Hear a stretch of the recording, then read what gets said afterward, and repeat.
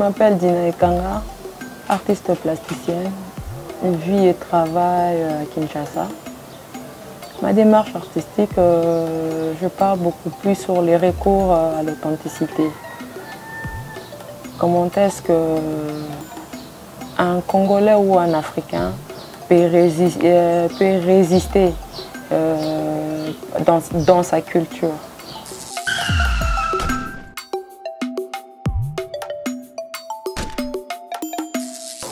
Mon inspiration vient du statuette Kinsi Kondé, qui est de la province du Congo central, chez les Yombe. J'utilise les clous parce que les clous symbolisent premièrement. J'ai choisi expressément les clous parce qu'il y a plusieurs sortes de clous, les clous noirs, les clous grises, les clous marrons. J'ai préféré des clous noirs pour moi ça symbolise, mais ça identifie carrément notre peuple, le Bantou, la peau noire. C'est l'une des premières raisons que j'ai utilisé les clous. Et par rapport à la symbolisme des clous, l'efficacité, la résistance, les supports, l'endurance, donc c'est l'une des choix que je préférais à utiliser les clous par rapport à ma thématique.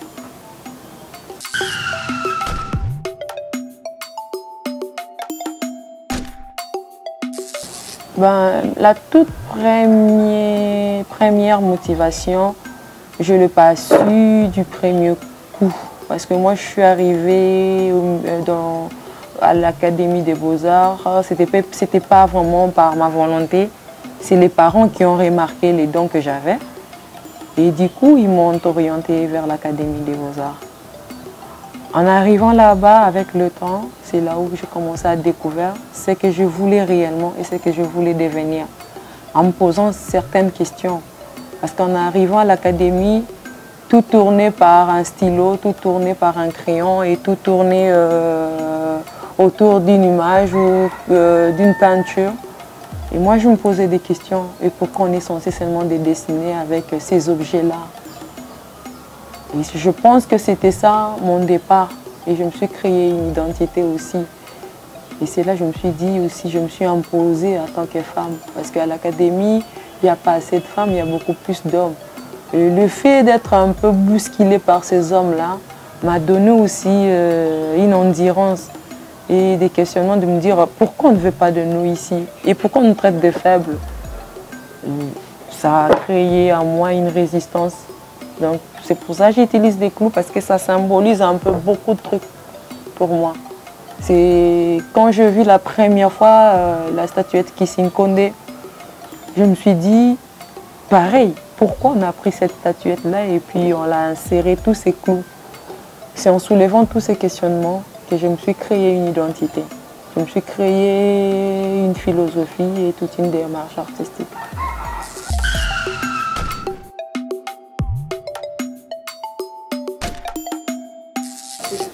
L'œuvre en soi, je le concis en parlant toujours sur ma démarche artistique. Comment est-ce qu'un Congolais peut se ressourcer par rapport à sa culture? Comme je venais de le dire, que non, on a tendance à perdre un peu nos filières par rapport à notre culture. Aujourd'hui, on ignore tout ce qui est nos traditions, nos valeurs, parce qu'on n'a pas su saisir ou on n'a pas su protéger ce qui est nos œuvres d'art ou ce qui est de notre culture. Comme là, je suis en train de parler un peu sur les symbolismes ou les clarifications.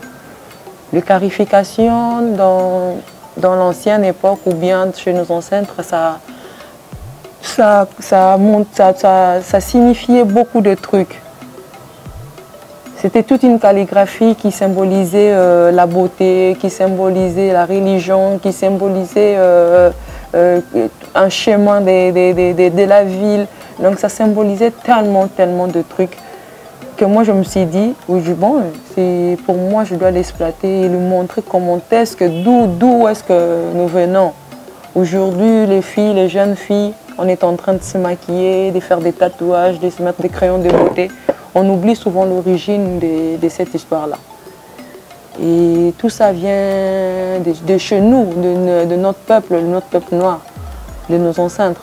On a nos scarifications qui aujourd'hui on a changé juste, on les met sur les sourcils, tout ça. Ça vient de quelque part. Il n'y a rien de diabolique, il n'y a rien de satanique. C'est juste la modernisation. Donc on essaye juste un tout petit peu de voir l'art africain dans un autre regard, dans un regard de beauté, d'admiration, d'amour. Et je pense que c'est la moindre chose pour essayer un peu de valoriser ce qui est notre culture. Ça dépend souvent des dimensions, des grandeurs, des formats ou des formats. Parce qu'il y a des travaux qui peuvent me prendre 3 jours, 4 jours, mais il y a des travaux qui me prennent 3 semaines et voire même 1 mois de travail. Donc ça dépend de la motivation que j'ai, de l'inspiration que j'ai. Donc tout compte.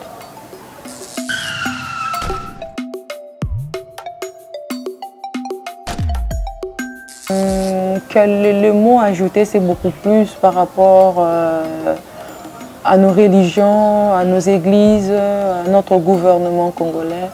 Et c'est un peu de jeter un coup d'œil sur l'art pour essayer un peu de changer ou bien de valoriser notre nation.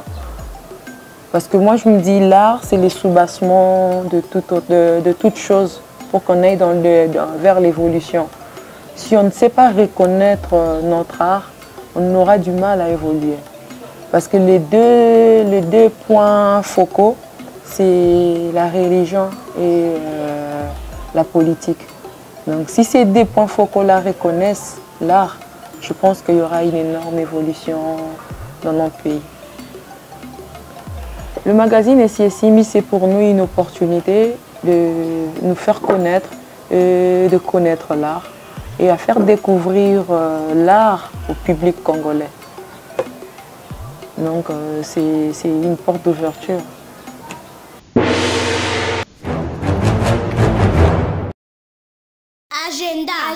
Agenda culturel.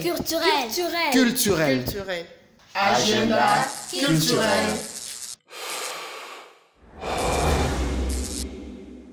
Bienvenue à tous et c'est parti pour ce nouveau numéro d'Agenda.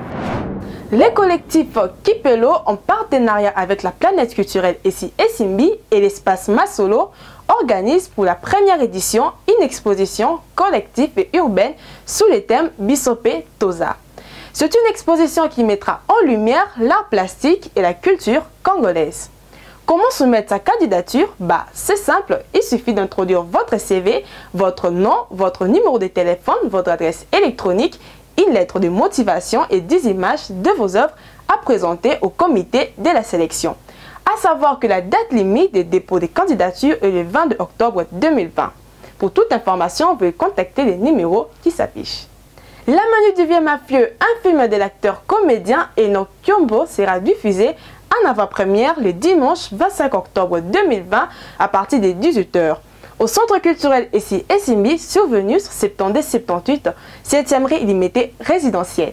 Le droit de participation revient à 5 000 francs et 5 $ pour les VIP.